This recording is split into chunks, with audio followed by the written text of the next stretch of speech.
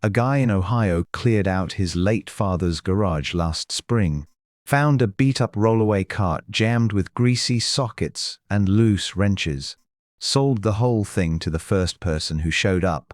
$40 cash, no questions. That buyer wasn't a random garage sale shopper. He was a tool picker who'd been doing this for 11 years. 3 weeks later, one ratchet out of that drawer sold for $800. Just the ratchet. This happens in garages every single weekend all over the country. So here's the real question, not, is this old tool worth something? The real question is, why does the same $40 mistake keep happening over and over, and who's counting on you never finding out? When people find old tools, they run the same 3 checks. Is it rusted? Does it still work? Can I read brand name on it? Makes sense, right? Those feel like the right questions. They're exactly the wrong ones. A shiny, fully functional snap-on wrench from the 1990s might be worth $20 at a swap meet. A scratched-up, grease-caked wrench with a barely legible stamp from 1965 might be the exact piece a collector has had a saved search for on eBay for over a year. Condition isn't nothing, but it's not what most people think it is. Inside vintage tool collecting circles, there's one factor that actually separates junk from a genuine find, and almost nobody outside that world has ever been told it exists. Here's the factor: manufacturing error. Roughly between the mid-1950s and the mid-1970s, Snap-on built hand tools out of its Kenosha, Wisconsin plant using chrome vanadium steel that was forged, heat-treated, ground, and polished in-house, start to finish, tight tolerances, specific geometry. A ratchet from 1965 is not the same object, mechanically, as a ratchet carrying the same name from 1995. Then, growth, licensing deals, expanded production, outsourced components.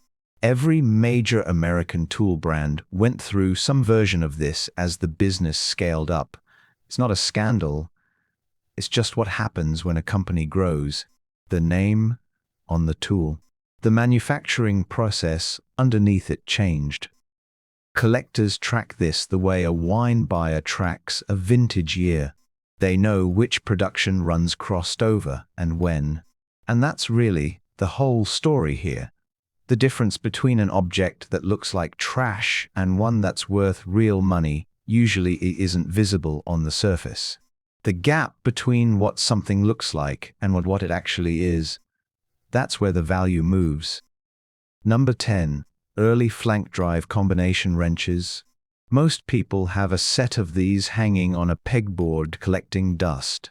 Worn chrome, faded stamps, maybe priced at $15 for the whole set at a yard sale, if that.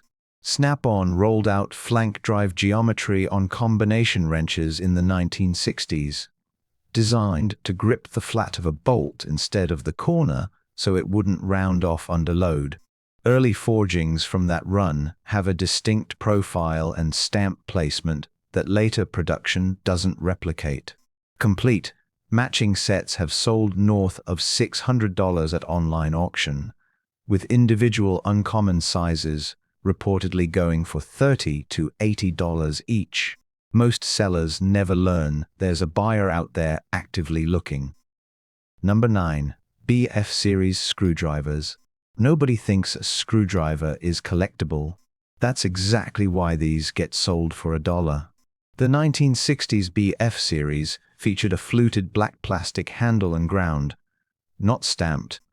Tips with a grip profile some professional mechanics still say beats anything sold new today. Matched sets in their original roll pouch have reportedly found buyers in the $200 to $500 range. Number 8. 1960s beam-style torque wrenches. No clicks, no battery, no calibration drift. Just a beam that flexes and a pointer that shows you the number. Engine builders who care about accuracy seek these out specifically because there's nothing mechanical to fail.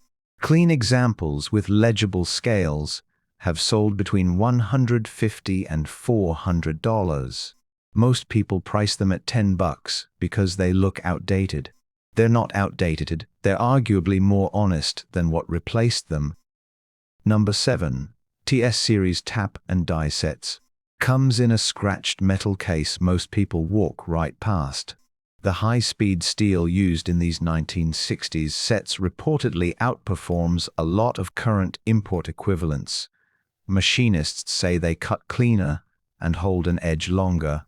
Complete sets in original cases have sold between $400 over $1,000. That's not nostalgia, that's people buying them to actually use. Number 6. Early USA forged pliers and diagonal cutters. Pliers feel like pliers, so people toss them in a coffee can and price the lot at $2. Early American forgings have tighter pivots and harder ground jaw faces than later versions, and electricians still specifically hunt for the diagonal cutters. Matched pairs in good shape have reportedly sold between $50 to $200. Number 5. KR Series Steel Roll Cabinets. Not a hand tool, the box itself. These 1960s cabinets used heavy-gauge steel with machined steel-on-steel drawer slides that current production, at any price, doesn't match. Restoration collectors specifically hunt the original factory paint color. An unrestored original, in working condition, has reportedly cleared $2,500 at specialty auction.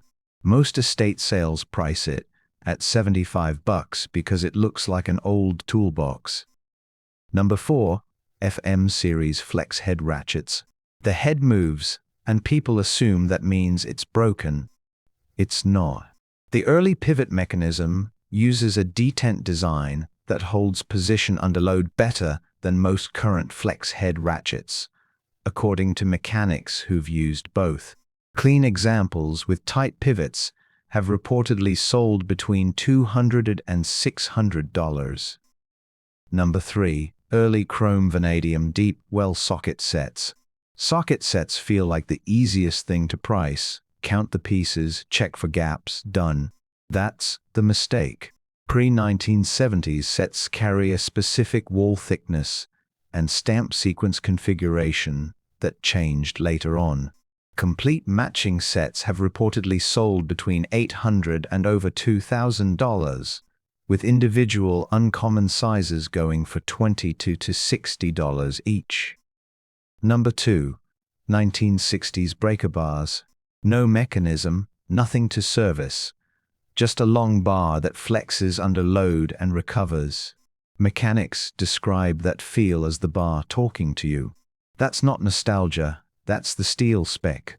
Clean examples with undamaged drive heads have reportedly sold between $150 and $400. Most people find these leaning in a corner of the garage, priced at $8. Number 1. Pre-1970 FS Series Ratchets.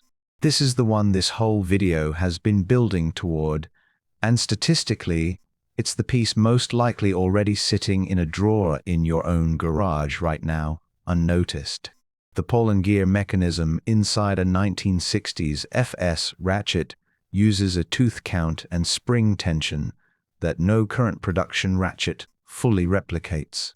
Mechanics who've gone back to a modern ratchet after using one of these describe it as going from a precision instrument to a rough approximation.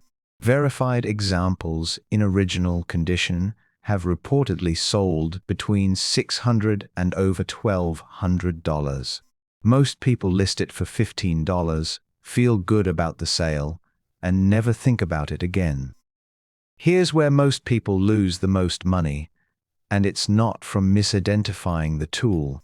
It's what they do to it before they sell it. The instinct is to clean it up.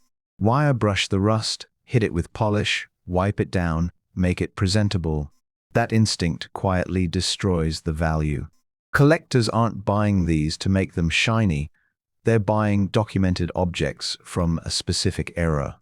Original patina is information. Honest wear tells a story a polished surface can't.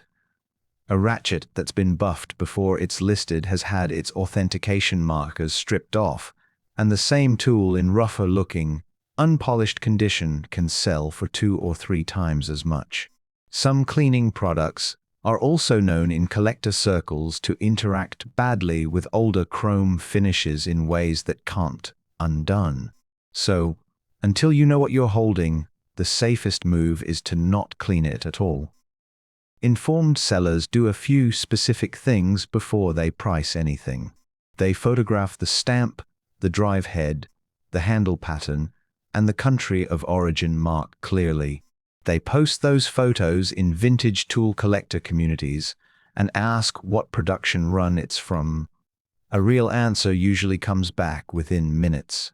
They search the exact model on completed, sold listings, not active asking prices, which tend to run high and mean nothing. Most sellers skip every one of these steps and just guess. The difference between those two approaches is the entire gap this whole video has been about. That ratchet in the drawer didn't lose its value the day it stopped getting used. It lost its value the moment it left the hands of someone who knew what it was and landed with someone who didn't. That gap closes the second you ask the right question. And the people profiting from it are counting on most of us never asking. So tell me in the comments, which of these do you already have sitting in your garage? Which one did you already sell before you knew what it was? And if you want to go deeper, the next video breaks down the exact codes and marks that separate a $20 snap-on from a $2,000 one, and exactly how to read them yourself.